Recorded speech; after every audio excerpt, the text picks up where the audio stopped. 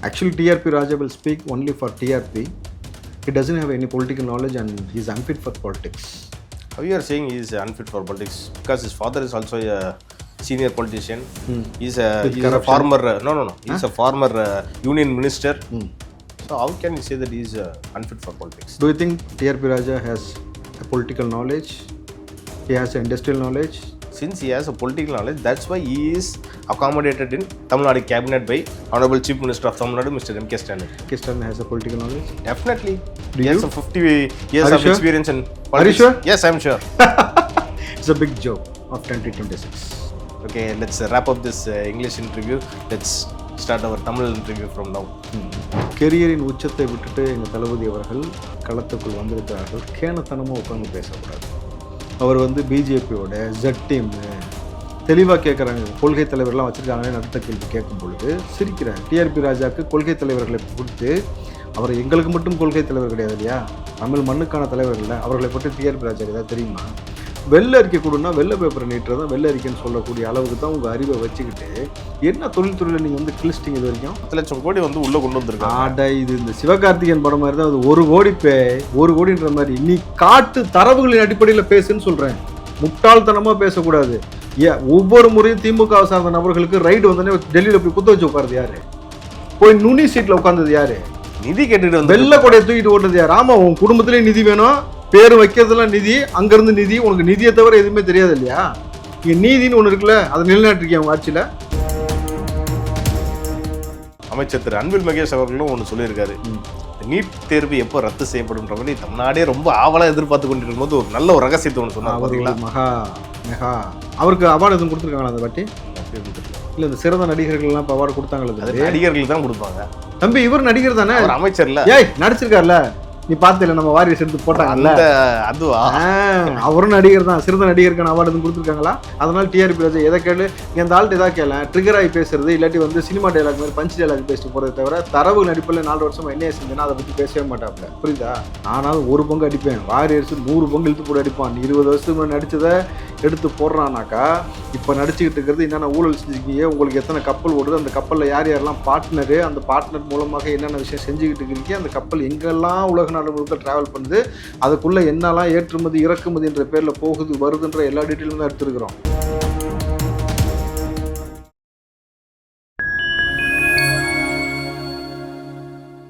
Rich நேயர்களுக்கு வணக்கம். இன்று நம்மோடு இணைந்திருப்பவர் தாவேகாவின் மாநில செய்தி தொடர்பாளர் திரு ராவுத்தர் இப்ராஹிம் அவர்கள். அண்ணா வணக்கம். வணக்கம் தேவ். அண்ணா, என்டிடிவிக்கு திரு விஜய் அவர்கள் ஒரு இன்டர்வியூ கொடுத்திருந்தாரு, அதை மட்டும் தான் நீங்கள் பார்த்துருப்பீங்க. அமைச்சர் திரு டிஆர்பி ராஜாவும் ஒரு இன்டர்வியூ கொடுத்திருந்தார், பார்த்தீங்களா? அவர் என்ன சொன்னான்றதை நான் சொல்கிறேன். Mister Vijay speaks only the language of BJP. He is just a disrupter. Also he is just a B team, C team or maybe Z team அப்படின்ற மாதிரி ஒரு இங்கிலீஷில் சூப்பராக பேசியிருந்தாரு. அந்த காட்சிகள் நீங்கள் பார்த்தீங்களா? Actually, TRP Raja will speak only for TRP.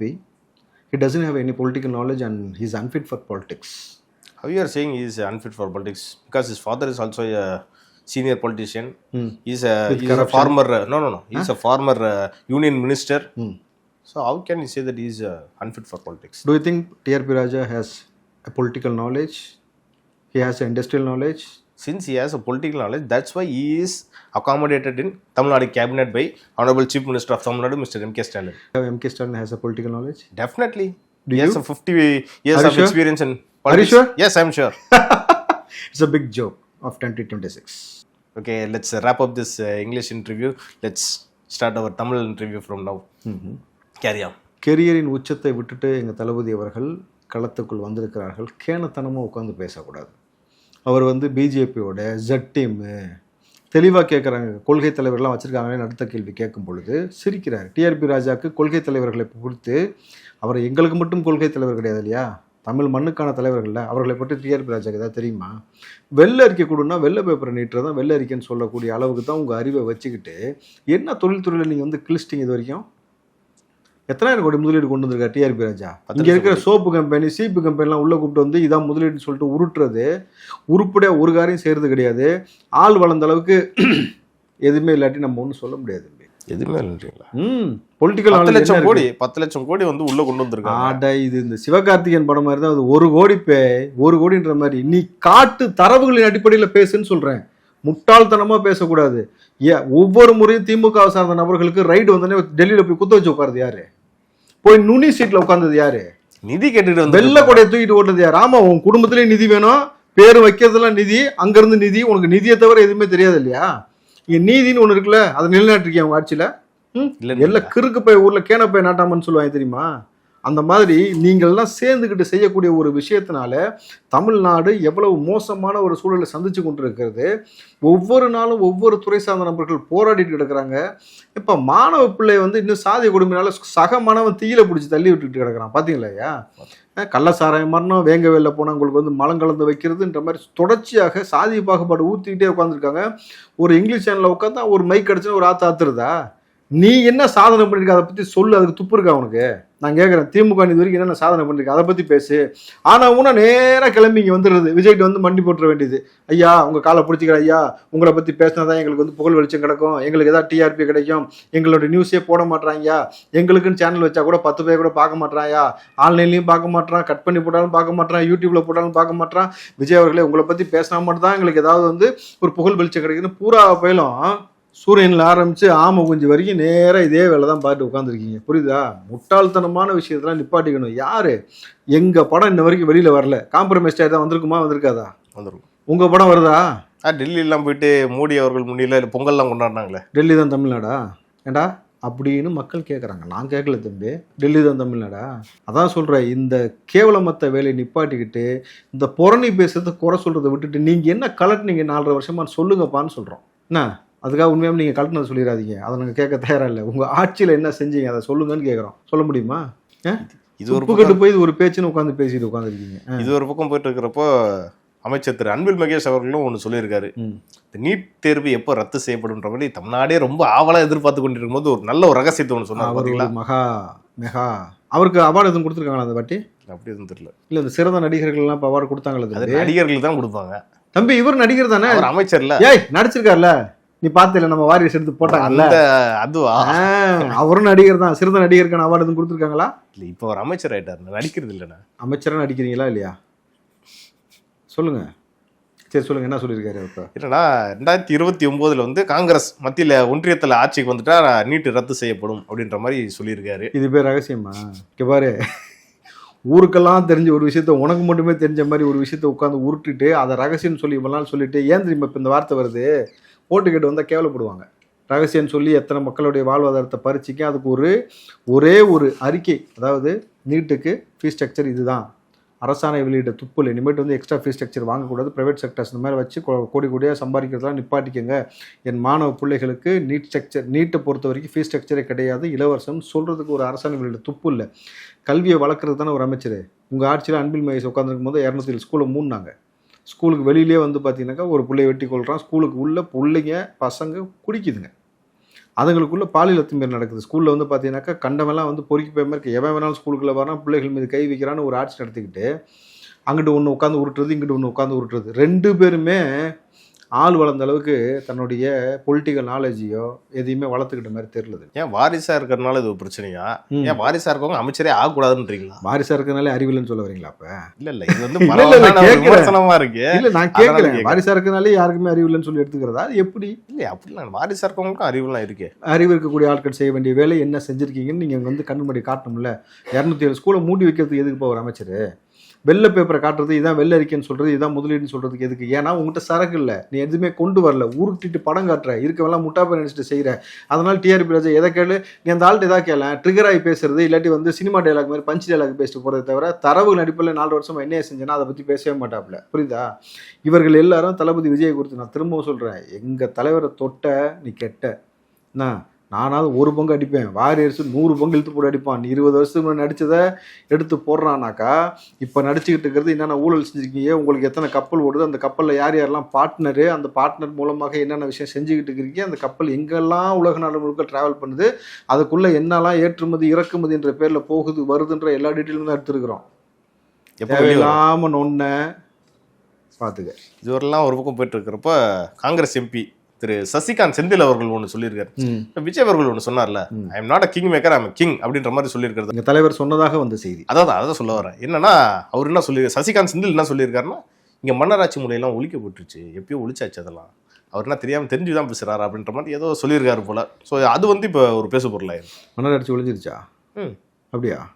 வழி வழியாக வந்துகிட்டு இருக்கிறதெல்லாம் மன்னர் ஆட்சியாக தெரியலையா? இது மக்களாட்சி. வழி வழியாக வர்றது மன்னர் ஆட்சியாக தெரியலையா அவருக்குன்னு கேட்டேன். இது மக்கள் ஆட்சியா? மக்கள் தானே தேர்ந்தெடுத்தாங்க. மக்களால் தேர்ந்தெடுக்கப்பட்டதாக சொல்லப்பட்டது, அவ்வளோதான். இவர்கள் மன்னர்கள் போல் இருக்கிறாங்களா இல்லையா? குறுநிலர்கள் மன்னர்கள் போல் இருக்கிறாங்கன்றத ராஜேந்திர சோழன் சொல்லி பேசினாங்கல்ல, ராஜராஜ சோழன் சொல்லி அவங்களே பேசினாங்கல்ல. திமுகவில் அன்பில் மகேஷ் பேசினார்ல, சேகர்பாபு பேசினார்ல, அவங்களே மன்னர்னு சொல்லி பேசிக்கிட்டு இருக்கிறாங்க. மன்னன் மாமன்னன்ட்டு. அப்புறம் இன்னமும் இவருக்கு அது புரியலையே. அவருக்கு சசிகாந்த் செந்தில் அவர்கள் இன்னும் அப்டேட் ஆகலன்னு நினைக்கிறேன். அவர் இன்னும் அந்த ஜேர்னலுக்குள்ளே வரல. நீங்கள் முதல்ல திமுகவில் என்ன நடக்குது, இன்னும் சொல்லப்போனால் காங்கிரஸ் கட்சி தலைவர் செல்வ பெருந்தகை யார் ஆட்சின்னு சொன்னார்? இதை காமராஜர் ஆட்சின்னு சொன்னார். அதுக்கெல்லாம் பொங்கலை நீங்கள், அதுக்கெல்லாம் உங்களுக்கு கோவம் வரல? காமராஜரை பற்றி வந்து காலங்க அப்படிங்க. சசிகாந்த் செந்தில் அவர்களை பொறுத்த வரைக்கும் அரசியல் புதுசு தானே, இப்போ தானே ரீசெண்டாக தானே வந்திருக்காரு. ஒரு ஐஏஎஸ் ஆஃபீஸராக இருந்தவர். அதனால தெரியலையே என்னவோ காமராஜரை பற்றி. ஆனால் ஐஏஎஸ் ஆஃபீஸராக இருந்தவருக்கு காமராஜரை பற்றி தெரியல, திமுக பற்றி தெரியல, எதுவுமே தெரியல. ஆனால் கருத்து மட்டும் சொல்ல வருது இல்லை, அப்படித்தானே? கருத்து சொல்கிறாங்க. இல்லை தளபதிக்கு எதிராக எதற்காக இருக்கிறத இருக்குன்னு பேசுங்க. எதற்காக இல்லாத ஒரு விஷயத்தை நீங்கள் வந்து புகுத்துறீங்கன்னு ஒரு விஷயம் இருக்குல்ல, கரெக்டுங்களா? அன்னைக்கு விஜயகாந்த் தான் சொன்னார் கிங் மேக்கரான பொழுது. அதெல்லாம் எதை மீன் பண்ணுதுன்னு நீங்கள் புரிஞ்சுக்கணும். நேரடி பொருள் என்னன்னாக்கா, நான் இங்கே வந்து கிங் மேக்கராக அப்படின்றது இல்லாமல் நான் வந்து கிங் அப்படின்ற ஒரு வார்த்தை எதுனாக்கா, நான் ஒரு மன்னனை மக்கள் எப்படி பேரன்பு கொண்டு நேசிப்பார்கள். இவரை வந்து நம்ம என்னன்னு சொல்கிறோம், தளபதின்னு சொல்கிறோம். இந்த தலைவர் தளபதியே அவர்களை எப்படி நேசிக்கிறாங்க மக்கள் பேரன்பு கொண்டுன்னு தான். உங்கள் காங்கிரஸ் கட்சி தலைவரை நேசிக்கிறாங்களா? அப்படி யாராவது? செல்வ பிறந்தை கேட்குறேன், அவர் நேசிக்கிறாங்களா? உள்ள இருக்கவங்க தான் கரிச்சு கொட்டிக்கிட்டு இருக்காங்க போல இருக்கா? ஸ்டாலின் அவர்கள் நேசிக்கிறாங்களா? இந்த பக்கம் அதிமுக அவங்கள யாராவது நேசிக்கிறாங்களா? தம்பி, இங்கே பேரன்பு கொண்டு மக்கள் நேசித்து உறவாக குடும்பத்துக்குள்ள ஒரு நபராக வச்சு பார்க்குறாங்கல்ல. ஸோ நான் கிங்குன்னு சொல்கிறது அந்த விஷயத்தில் தான். அதை நீங்கள் புரிஞ்சுக்கணும். இடம்பொருள் ஏவருக்கு தகுந்த மாதிரியான வார்த்தை சொல்லாடலுக்கான அர்த்தம் மாறும். புரியுதுங்களா உங்களுக்கு? அதை புரிஞ்சுக்காமல் நீங்கள் உடனே வந்து திடீர்னு வந்து திமுகவுக்கு பயங்கரமாக போர்வாளாக மாறுறதெல்லாம், அதுவும் காங்கிரஸை சார்ந்த நபர்கள்லாம் மாறுறதெல்லாம் வருத்தமாக தான் இருக்குது. முன்னாள் அமைச்சர் திரு செந்தில் பாலாஜி அவர்களும் ஒன்று சொல்லியிருக்காரு. என்னன்னா, திரு விஜய் அவர்கள் அரசியலுக்கு வந்ததுக்கப்புறம் திமுகவுக்கு என்ன மாதிரியான தாக்கத்தை ஏற்படுத்தும்னு சொல்லும்போது, நாட் ரீச்சபிளில் இருக்கிறவங்களை பற்றிலாம் என்கிட்ட வந்து ஏன் கேட்குறீங்க, அப்படிலாம் கேட்காதீங்க, அவங்ககிட்டயும் போய் கேளுங்க இந்த கேள்விலாம் அப்படின்ற மாதிரி ஒரு ரிப்போர்ட்டர்கிட்ட சொல்லி. நம்ம அவர்கிட்ட என்ன கேட்டுக்கணும் தெரியுமா? நியாயமா என்ன கேட்டிருக்கணும்? இன்னும் பத்திரிகைக்காரங்களாம் உங்கள் ஊருக்குள்ள வந்து செய்தி எடுத்தாக்கா அதை கடத்தி கொண்டு போய் வச்சு அடிக்கிறீங்களா, என்ன கதைன்னு கேட்டிருக்கணும். இன்னும் 10 ரூபா பாட்டிலுக்கு 10 ரூபா வாங்கிட்டு இருக்காங்களா, அதில் எந்த ஸ்கீம் ஆரம்பிச்சு வச்சது நீங்கள் தானே, ஏன் இன்னும் நிப்பாட்டலன்னு கேட்டிருக்கணும்.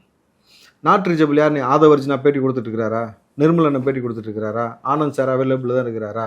நீங்கள் செங்கோட்டையன் இருக்கிறாரா? யார் இல்லை அவைலபிளாக உங்களுக்கு? தலைவர் இல்லையா? தலைவர், நீ எதுக்கு தலைவரை பற்றி கவலைப்படுற?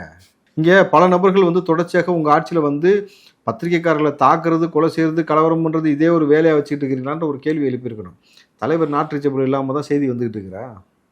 அடுத்தடுத்த நிகழ்வுல கலந்துட்டு தானே இருக்கிறாரு. அடுத்த பரப்புரைக்கெல்லாம் போறாரு. தம்பி, அவ்வளோ ஏன் 2ஆம் தேதி கட்சியோட 3வது வருடம், 3வது அதுக்கும் தலைவர் வராரு. புரியுதுங்களா? எல்லா விஷயத்துலையும் எல்லாமே கரெக்டாக தான் தம்பி இருக்குது.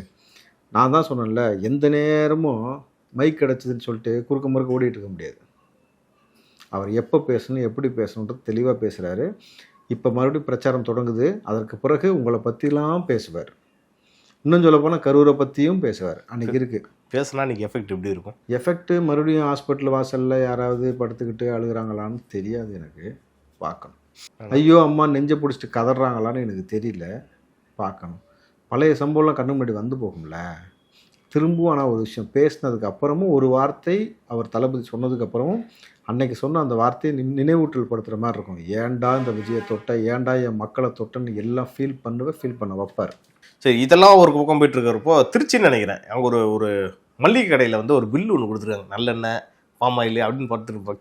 அதெல்லாம் போட்டுட்ருக்கு. கீழே ஒன்று பார்த்தா ஓட் ஃபார் டிவிக்கே, ஓட் ஃபார் சேஞ்சுன்ட்டு ஒரு பில்லில் அச்சடிச்சு கொடுத்துருக்காங்க. பார்த்தீங்களா? அதை ஓட் ஃபார் டிவிக்கே, ஓட் ஃபார் சேஞ்ச் மக்களுடைய மனநிலையை பிரதிபலிக்கக்கூடிய சாமானியனுடைய செயலாகத்தான் நம்ம அதை பார்க்குறோம். ஏன்னா ஒவ்வொரு தொழில் செய்யக்கூடிய நபராக இருக்கட்டும், ஒவ்வொரு துறை சார்ந்து இயக்கக்கூடிய நபர்களாக இருக்கட்டும், எல்லாமே நெருக்கடி. தம்பி, சிறு குறு தொழில்கள் என்பது இந்த ஆட்சியில் அழிஞ்சு போயிடுச்சு. நீங்கள் நல்லா பார்த்துங்க, தமிழ்நாட்டில் மேன் பவருக்கு இங்கே என்ன கம்மியா இல்லை? மேன் பவரில் எவ்வளோ நம்ம இருக்கிறோம். ஆனால் இங்கே ஒரு அரசாணை வெளியிட்டுச்சு திமுக, தமிழ்நாட்டில் 75% தமிழர்களுக்கு தான் முன்னுரிமை கொடுக்கணும், வேலை வாய்ப்பு இல்லைன்னு. ஆனால் வட மாநிலத்தவர்கள் தான் அதிகமாக இங்கே எல்லா இடத்துலையும் இருக்காங்க. நீங்கள் திருப்பூர் பெல்ட்டு போயிட்டீங்கன்னு வச்சுங்களேன், முடிஞ்சு போச்சு. சென்னையிலே பாருங்கண்ணே, கமிஷனர் ஆஃபீஸ்க்கு நீங்கள் ஆப்போசிட்டில் போனீங்கன்னாக்கா ஜெயின்ஸ் அப்பார்ட்மெண்ட் ஒன்று இருக்கும். ஜெயின்களுக்கு மட்டும்தான் அப்படின்ற மாதிரி ஒரு விஷயம் குடிக்கிறாங்க. இப்போ நம்ம வந்தாரை வாழ வைப்போம்ன்றதெல்லாம் எல்லாம் ரைட்டு. இங்கே வந்து எல்லா நபரும் வரட்டும், வாழட்டும், குடியேறட்டும், இருக்கட்டும். வேலை வாய்ப்புன்னு வரும்பொழுது முன்னுரிமை யாருக்கு கொடுக்கப்படுகிறது? ப்ரைவேட் செக்டார்ஸாக இருக்கட்டும், கவர்மெண்ட் செக்டார்ஸாக இருக்கட்டும், 75% தமிழர்களை பணிநிறுத்தணும்னு சொல்கிறோம். அப்போ தமிழ் எல்லாம் செத்து போயிட்டானா இங்கே? யாருமே இல்லையா? தமிழ்நாட்டிலே பிறந்து வளர்ந்தக்கூடிய நபர்கள் யாருமே இல்லையா?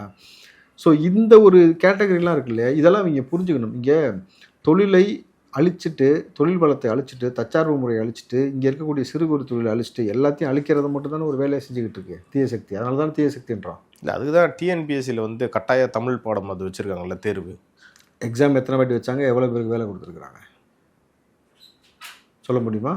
நடப்பு அரசியல் மற்றும் சமூக நிகழ்வு பற்றி இன்றைக்கும் நம்ம நிகழ்ச்சியில் வந்து கொஞ்சம் எக்ஸ்க்ளூசிவாகவே பேசணும். இது குறித்து அடுத்தடுத்த நிகழ்ச்சிகளில் இன்னும் நம்ம டீட்டெயிலாக பேசலாம். நன்றி. நன்றி தேவா.